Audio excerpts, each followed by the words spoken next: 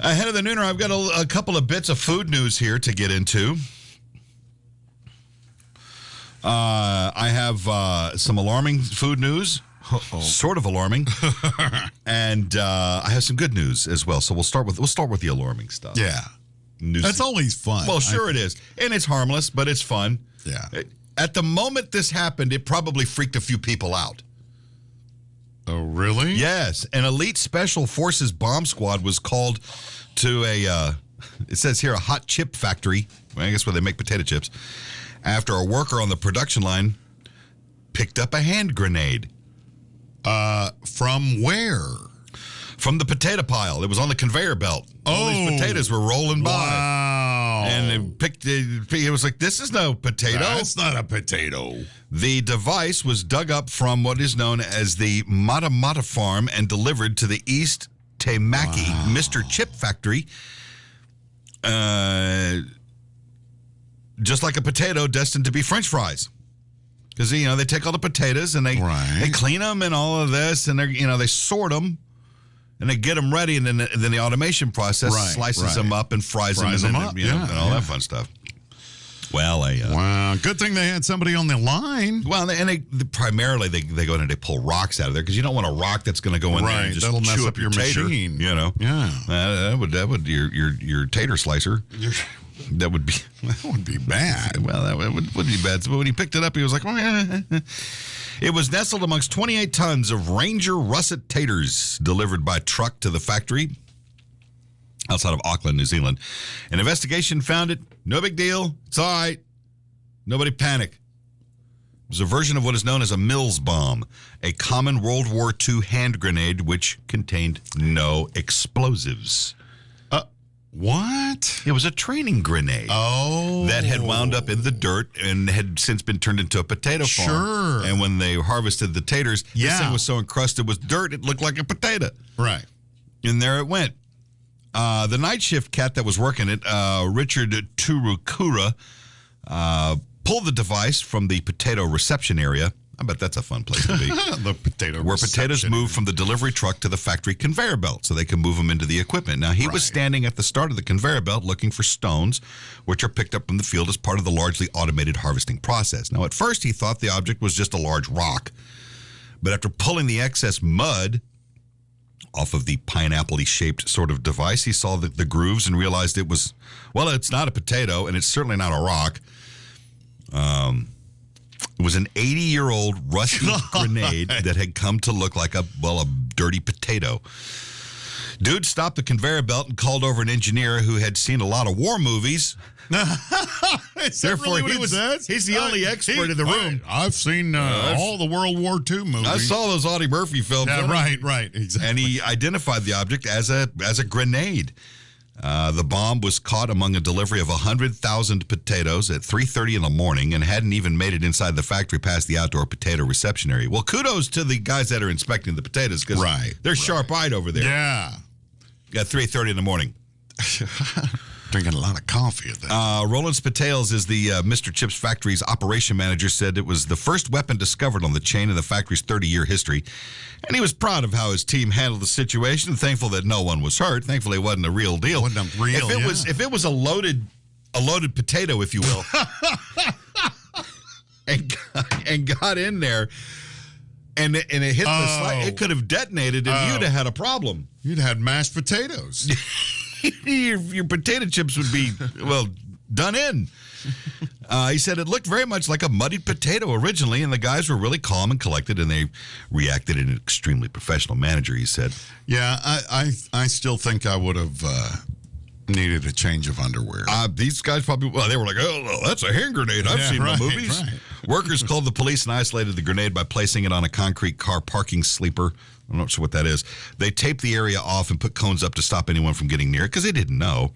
Police arrived shortly after 4 a.m. They called in the New Zealand Defense Forces Explosive Ordnance Disposal Team, who work under the banner of the NZSAS, and arrived shortly thereafter. Now, the bomb squad x-rayed the grenade and found it to be a dud, a training grenade used for throwing exercises.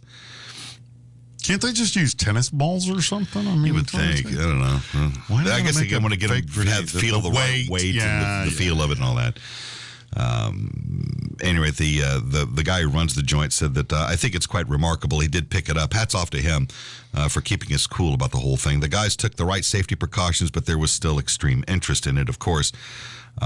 Even though that they had, even if they had missed the grenade, it would have been removed elsewhere along the way because I guess they have, they use those lasers and stuff that kick stuff out. Right. You sometimes find rocks and other bits that shouldn't be in there with the taters, but we have a whole cleaning process along the way. They took a picture of it and laminated posters of it for the staff in the case there were more. Be on the lookout for this. It could be a grenade. He said unexploded World War I ordnance was a common find in France and Belgian potato farms. Really? That is a thing, and that's like those are live too. Yeah, right, so that's scary.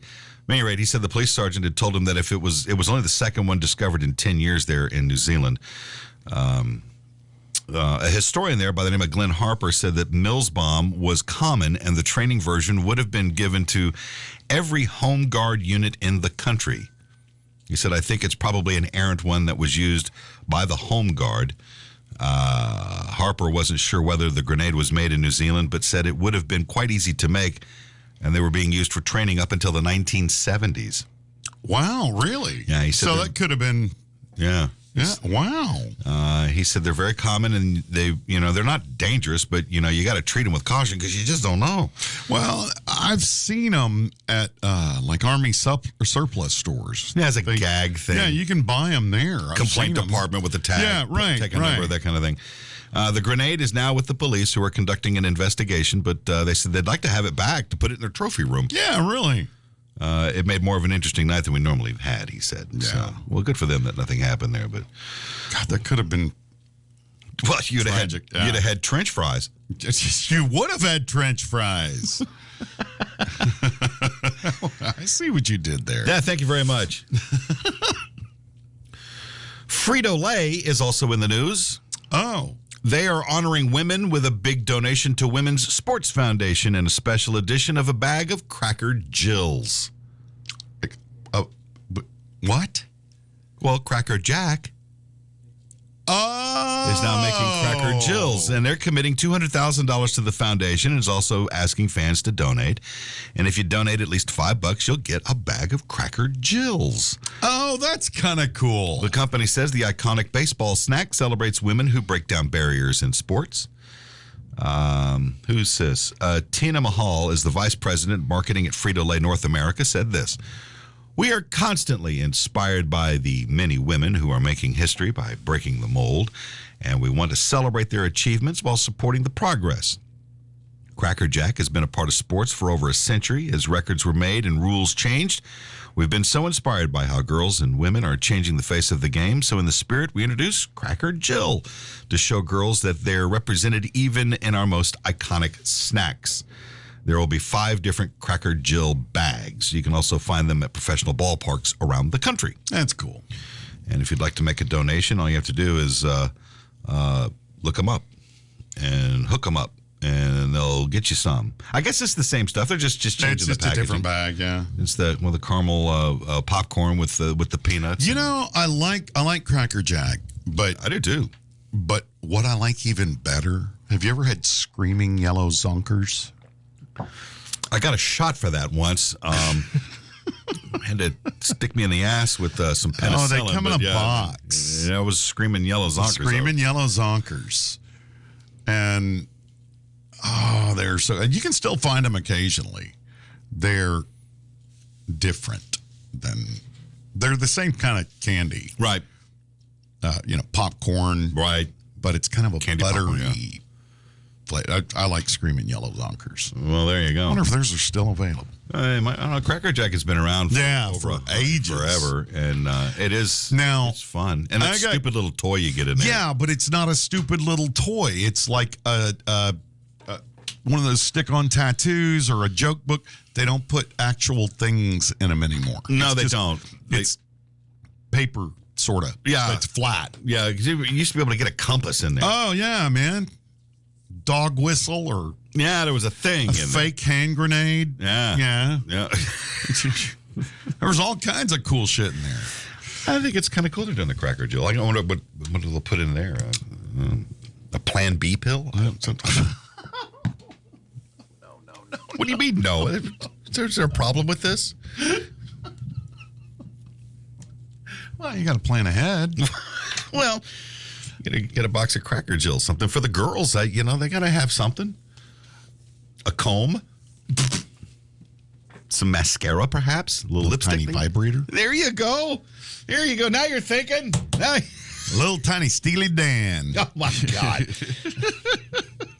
Little silver vibrator. Yes. Or no, perhaps. I don't know. Well, you can tell which box that is in because it's bouncing around on the table. I want that one. I remember as a kid, we would go to various stores when I was shopping with my mother or my father, grocery stores, and there were sometimes at the register they had this little display and they had this little box and they had, this is of course in Texas, but they had the Mexican jumping bean.